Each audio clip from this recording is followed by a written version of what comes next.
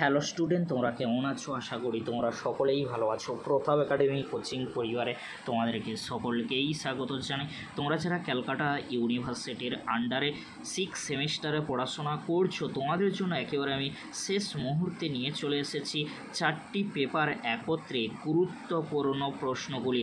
কেন বলছি? কারণ আজকের এই ভিডিওটি খুবই গুরুত্বপূর্ণ হতে চলেছে। কারণ তোমরা অনেকেই বলেছিলে যে প্রশ্নের সংখ্যা বেশি হয়ে গিয়েছে স্যার, একটু কমিয়ে প্রশ্ন বললে ভালো হতো। কোন প্রশ্নগুলি কতটা গুরুত্বপূর্ণ রয়েছে আজকের এই ভিডিওতে কিন্তু বলে দেব। সেই প্রশ্নগুলি তোমরা এখন থেকে রেডি করে রাখো।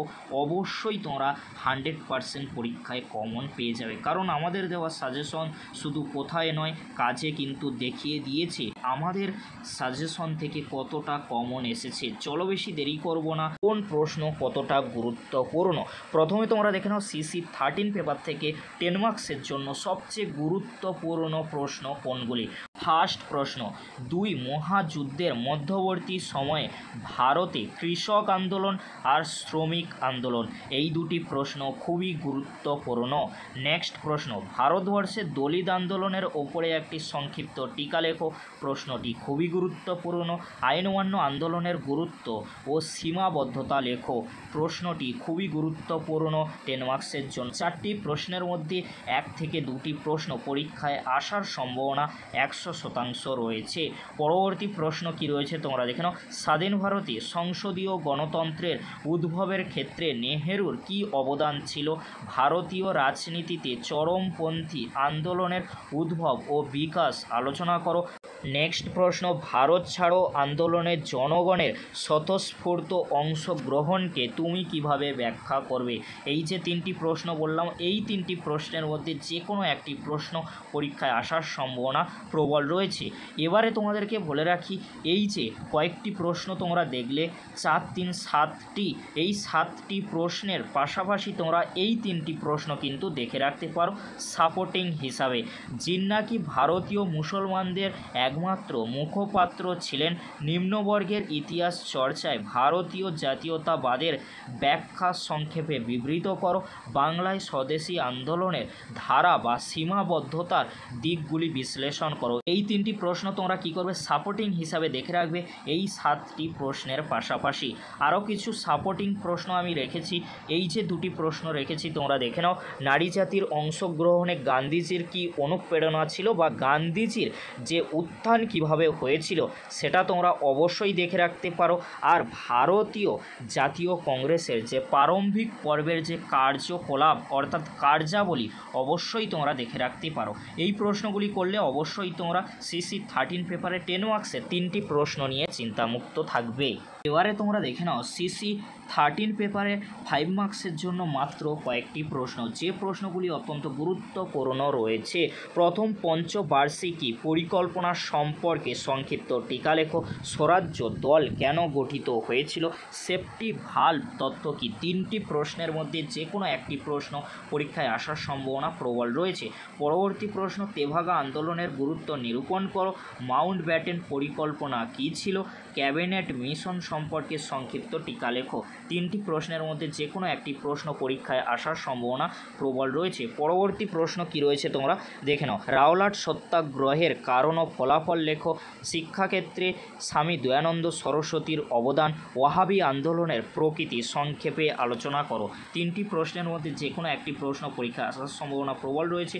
পরবর্তী প্রশ্ন, খিলাফতের অর্থ কি? মহারানীর ঘোষণার তাৎপর্য ব্যাখ্যা করো। বয়কট ও স্বদেশী বলতে কী বোঝো? এই প্রশ্নগুলি রেডি করলে অবশ্যই তোমরা সিসি 13 পেপার থেকে 4টি 5 মার্কসের প্রশ্ন কমন পেয়ে যাবে।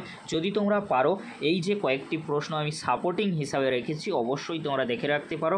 সাপোর্টিং কি হয় দেখো, সিলেবাস তো হিউজ রয়েছে, সিলেবাস হিউজ থেকে আমরা যতটা সম্ভব পেরেছি যে প্রশ্নের সংখ্যা কমিয়ে দিয়েছি, কিন্তু সাপোর্টিং প্রশ্ন যারা ভালো স্টুডেন্ট রয়েছে অবশ্যই তোমরা দেখে যাবে। এবারে তোমরা দেখে নাও সিসি 14 পেপারে গুরুত্বপূর্ণ 10 মার্কসের মাত্র কয়েকটি প্রশ্ন। 10 মার্কসের জন্য দেখো অনেক প্রশ্ন হয়, কিন্তু আমরা প্রশ্নের সংখ্যা কমিয়ে অনেক প্রশ্ন কিন্তু কমিয়ে দিয়েছি। যে প্রশ্নগুলি অত্যন্ত গুরুত্বপূর্ণ রয়েছে ভালো করে তোমরা দেখে নাও। ফার্স্ট প্রশ্ন, CC14 পেপারের জন্য ঠান্ডা লড়াই কি শুধুমাত্র একটা ভাবাদর্শগত সংঘাত ছিল, বা ঠান্ডা লড়াইয়ের প্রকৃতি আলোচনা করো। গণপ্রজাতন্ত্রী চীনের উত্থান আন্তর্জাতিক রাজনীতিকে কিভাবে প্রভাবিত করেছিল? কোরিয়া যুদ্ধের প্রেক্ষাপট ও ফলাফল বা কোরিয়া যুদ্ধের প্রকৃতি তোমরা দেখে রাখতে পারো। এই যে তিনটি প্রশ্ন বললাম, এই তিনটি প্রশ্নের মধ্যে যে কোনো একটি প্রশ্ন 10 মার্কসের জন্য 100% পরীক্ষায় কিন্তু আসবে। তোমরা ভালো করে রেডি করবে এর উত্তরগুলি। পরবর্তী প্রশ্ন, 1948 থেকে 1973 এর মধ্যে আরব ইসরায়েল দ্বন্দ্বের ইতিহাস বিবৃত করো। বিংশ শতকের শেষে ঠান্ডা যুদ্ধের অবসান কিভাবে হয়েছিল, বা প্রশ্নটি অনেক সময় ঘুরিয়ে আসতে পারে। সোভিয়েত ইউনিয়নের পতনে মিখাইল গর্বাচেভের দায়িত্ব কী ছিল? বিশ্বায়নের ওপর একটি সমালোচনামূলক প্রবন্ধ লেখো। বা এই প্রশ্নটি অনেক সময় ঘুরিয়ে আসতে পারে, আন্তর্জাতিক অর্থনীতিতে বিশ্বায়নের প্রভাব আলোচনা করো। তিনটি প্রশ্ন তোমরা খাতা পেনে লিখে নাও। এই তিনটি প্রশ্নের মধ্যে যে কোনো এক থেকে দুটি প্রশ্ন পরীক্ষায় কিন্তু আসবেই আসবে। পরবর্তী প্রশ্ন, চীন সোভিয়েত দ্বন্দ্বের কারণগুলি লেখো। নেক্সট প্রশ্ন, ইসরায়েল রাষ্ট্রের প্রতিষ্ঠার ইতিহাস লেখো। 1960-এর দশকে কৃষ্ণাঙ্গ আমেরিকানদের নাগরিক অধিকার প্রতিষ্ঠার সংগ্রামের সংক্ষিপ্ত ইতিহাস লেখো। দেখো, এই প্রশ্নটি অনেক স্টুডেন্ট তোমরা করবে না, কিন্তু এই প্রশ্নটি কিন্তু গুরুত্বপূর্ণ রয়েছে। অনেক টিচাররা এই প্রশ্নের উত্তরটি লেখায়নি, কিন্তু মাথায় রাখবে এই প্রশ্নটা কিন্তু প্রিভিয়াস ইয়ারে এসেছিল, তাই আমার মনে হয় এই প্রশ্নটি গুরুত্বপূর্ণ রয়েছে। এই প্রশ্নগুলি করলে আশা রাখছি 3টি 10 মার্কসের প্রশ্ন তোমরা কমন পেয়ে যাবে। যদি তোমরা পারো এই দুটি প্রশ্ন সাপোর্টিং হিসাবে 10 মার্কসের জন্য দেখে রাখতে পারো। এবারে তোমরা দেখে নাও CC14 পেপারে 5 মার্কসের জন্য কিছু প্রশ্ন, যে প্রশ্নগুলি অত্যন্ত গুরুত্বপূর্ণ রয়েছে। 5 মার্কসের জন্য CC14 পেপার থেকে গুরুত্বপূর্ণ প্রশ্নগুলি তোমরা দেখে নাও। ন্যাটো সম্পর্কে সংক্ষিপ্ত টিকা লেখো। ট্রুম্যান নীতি সম্পর্কে লেখো। 1990-এর পরবর্তী এক মেরু বিশ্ব ব্যবস্থার আবির্ভাব ব্যাখ্যা করো। 3টি প্রশ্নের মধ্যে যে কোনো একটি প্রশ্ন কিন্তু পরীক্ষায় আসবে। বার্লিন অবরোধ সম্পর্কে সংক্ষিপ্ত আলোচনা করো। বিংশ শতকে আফ্রিকার উপনিবেশীকরণ সম্পর্কে সংক্ষেপে লেখো।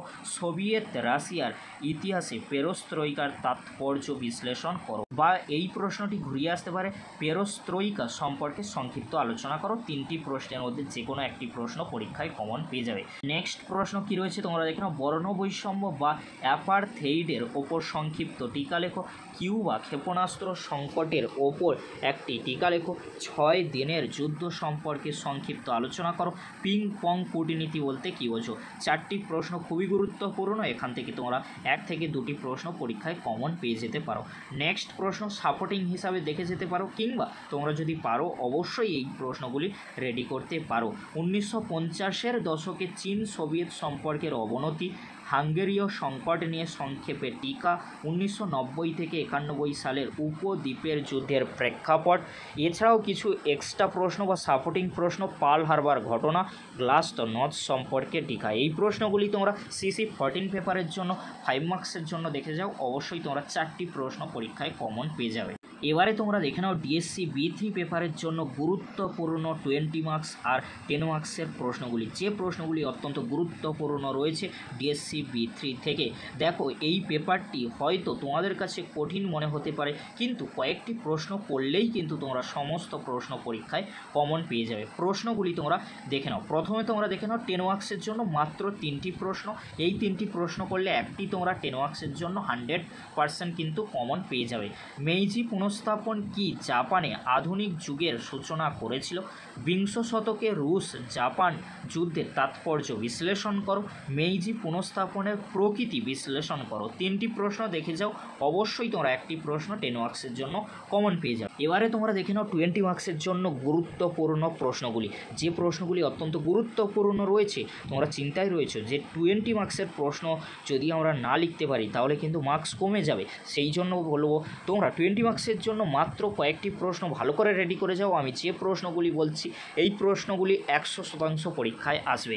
টোকুগাওয়া শগুনতন্ত্রের পতনের মধ্য দিয়ে কি জাপানে সামন্ততন্ত্রের অবসান হয়েছিল? প্রশ্নটি পরীক্ষায় আসবেই, তোমরা খাতা পেনে লিখে নাও। মেইজি জাপানের সংবিধানের প্রকৃতি বা বৈশিষ্ট্য আলোচনা করো। প্রশ্নটি ঘুরিয়ে আসতে পারে, অর দিয়ে রয়েছে, তোমরা দেখে নাও। পরবর্তী প্রশ্ন, 1930 এবং 1940-এর দশকে জাপানে সমরবাদের উদ্ভবের ইতিহাস সংক্ষেপে আলোচনা করো। তিনটি প্রশ্ন 20 মার্কসের জন্য খুবই গুরুত্বপূর্ণ। এই তিনটি প্রশ্নের মধ্যে যে কোনো এক থেকে দুটি প্রশ্ন পরীক্ষায় আসবে, খাতা পেনে তোমরা এখন থেকে লিখে রেখে দাও। পরবর্তী প্রশ্ন, যে প্রশ্নগুলি অত্যন্ত গুরুত্বপূর্ণ 20 মার্কসের জন্য, জাপান কর্তৃক মাঞ্চুরিয়া আক্রমণের কারণ ও ফলাফল বিবৃত করো। বা এই প্রশ্নটি অনেক সময় ঘুরিয়ে আসে, জাপান কেন মাঞ্চুরিয়া আক্রমণ করেছিল? পরবর্তী প্রশ্ন, তুমি কি মনে করো যে মেইজি জাপানের শিল্পায়নের বিকাশ শুধুমাত্র রাষ্ট্রের উদ্যোগে হয়েছিল? পরবর্তী প্রশ্ন দেখে নাও তোমরা। এই যে প্রশ্নগুলি বলছি প্রত্যেকটি প্রশ্ন কিন্তু পর দিয়ে রয়েছে, তোমরা ভালো করে দেখে নিও। মেইজি জাপানের অর্থনৈতিক বিকাশে বেসরকারি উদ্যোগের ভূমিকার মূল্যায়ন করো। এই তিনটি প্রশ্ন আর প্রথম তিনটি প্রশ্ন, 6টি প্রশ্ন তোমরা 20 মার্কসের জন্য দেখে যাও। আমি কথা দিচ্ছি তোমরা দুটি প্রশ্ন তো কমন পাবে, তার সাথে আরও যে দুটি প্রশ্ন থাকে, অর্থাৎ টোটাল তো 4টি প্রশ্ন থাকে। 4টি প্রশ্নের মধ্যে এই 6টি প্রশ্নের মধ্যে 3টি প্রশ্ন তোমরা পাবেই পাবে, তার মধ্যে যে কোনো দুটি লিখলেই কিন্তু হবে। এক্সট্রা বা সাপোর্টিং প্রশ্ন কিছু রয়েছে, যদি তোমরা পারো অবশ্যই ডিএসসি B3 পেপারের জন্য 10 অথবা 20-র জন্য দেখে রাখতে পারো। এবারে তোমরা দেখে নাও ডিএসসি B3 পেপারে 5 মার্কসের জন্য গুরুত্বপূর্ণ মাত্র কয়েকটি প্রশ্ন, যে প্রশ্নগুলি খুবই গুরুত্বপূর্ণ। প্রাক পুনঃস্থাপন জাপানে সামুরাই শ্রেণীর ভূমিকা কী ছিল? মেইজি জাপানে ধনতন্ত্রের বিকাশে জাইবাৎসুর ভূমিকা মূল্যায়ন করো।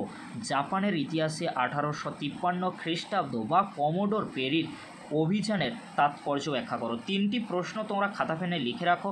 এই 3টি প্রশ্নের মধ্যে যে কোনো এক থেকে দুটি প্রশ্ন পরীক্ষায় আসবেই আসবে।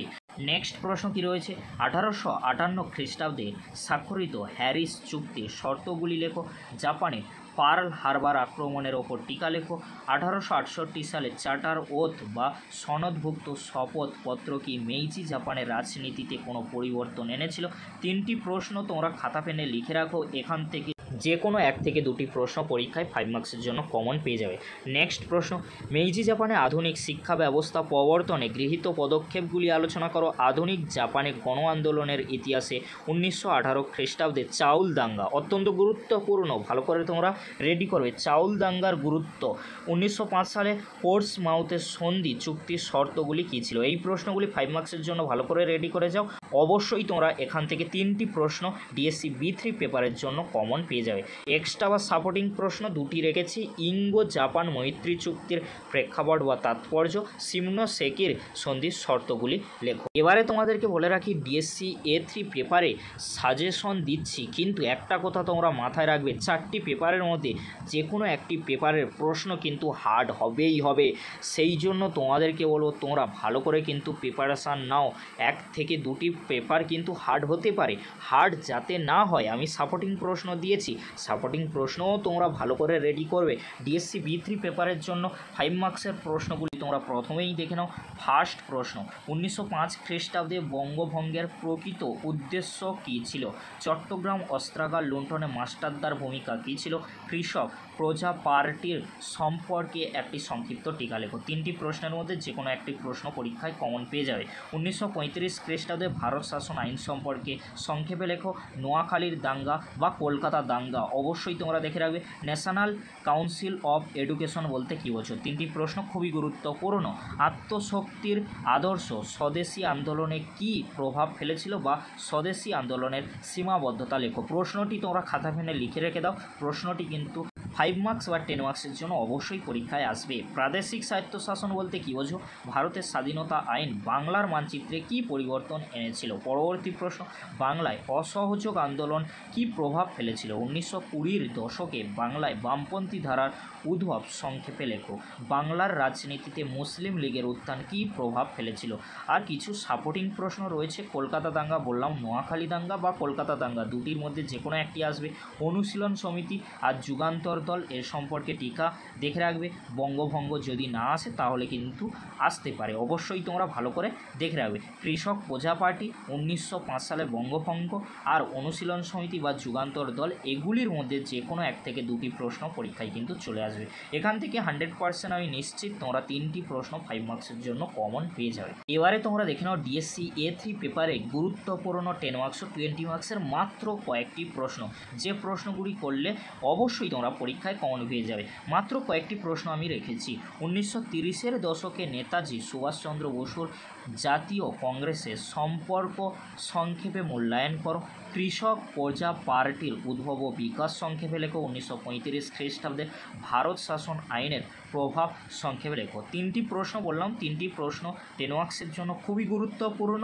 তবে লাস্ট যে দুটি প্রশ্ন বলেছি, দুটি প্রশ্ন 5 অথবা 10 মার্কসের জন্য সমানভাবে গুরুত্বপূর্ণ। এবারে তোমরা দেখে নাও 20 মার্কসের জন্য মাত্র আমি 5টি প্রশ্ন রেখেছি। বাংলায় তেভাগা আন্দোলনের উদ্ভব ও বিকাশ সংক্ষেপে লেখো। বিংশ শতকের প্রথমার্ধে নারী আন্দোলনের বৈশিষ্ট্য, শরণার্থী সমস্যা বিশেষভাবে উল্লেখ করে বাংলার ওপর দেশভাগের প্রভাব আলোচনা করো। নেক্সট প্রশ্ন, বিংশ শতকের প্রথম দশকে বাংলায় বিপ্লবী জাতীয়তাবাদের উত্থানের কারণ সমূহ আলোচনা করো, বা প্রশ্নটি ঘুরিয়ে আসতে পারে বাংলায় বিপ্লবী আন্দোলনের বিবরণ দাও, বাংলায় নমশূদ্র আন্দোলন সম্পর্কে লেখো। এই যে 5টি প্রশ্ন বললাম, 5টি প্রশ্নের মধ্যে দুটো প্রশ্ন তোমরা 100% কমন পেয়ে যাবে। তবে তোমাদেরকে হলো এই যে 5টি প্রশ্ন বলেছি, এই 5টি প্রশ্ন ছাড়াও আরও 1 থেকে 2টি প্রশ্ন আমি সাপোর্টিং দেব। তোমরা সব পেপার ভালো করে পড়ে রেডি করে রেখে দাও। পরবর্তীতে একেবারে আমি যখন last minute suggestion video upload করব পরীক্ষার 2 দিন আগে বা 3 দিন আগে, তখন কিন্তু এখানে 20 মার্কসের প্রশ্নের সংখ্যা 1 থেকে 2টি বাড়তে পারে। কেন বলছি? কারণ আরও আমরা ক্যালকুলেট করে এখানে 2 থেকে 1টি প্রশ্ন কিন্তু 20 মার্কসের জন্য রাখবো। কারণ বেঙ্গল পেপার থেকে সাজেশন করা কিন্তু খুবই মুশকিল, আর উত্তর তোমাদের দেওয়া খুবই মুশকিল, কিন্তু সেই জন্য আমরা চেষ্টা করব আরও কিছু প্রশ্ন রাখায়। কারণ বাংলা পেপার থেকে যদি তোমরা প্রশ্ন ভালো করে বেশি করে না রেডি করো তাহলে পরীক্ষায় কিন্তু সমস্যায় পড়তে হবে। বাংলা পেপারের ওপর বই কিন্তু পাওয়া যথেষ্ট কষ্টকর, তোমরা সকলেই জানো। আজকের এতটুকু, পরবর্তীতে দেখা হচ্ছে নেক্সট ভিডিওতে, অর্থাৎ একেবারে লাস্ট মিনিট সাজেশন ভিডিও পরীক্ষার 2-3 দিন আগে দেখা হচ্ছে। ভিডিওটি দেখার জন্য তোমাদেরকে অসংখ্য ধন্যবাদ।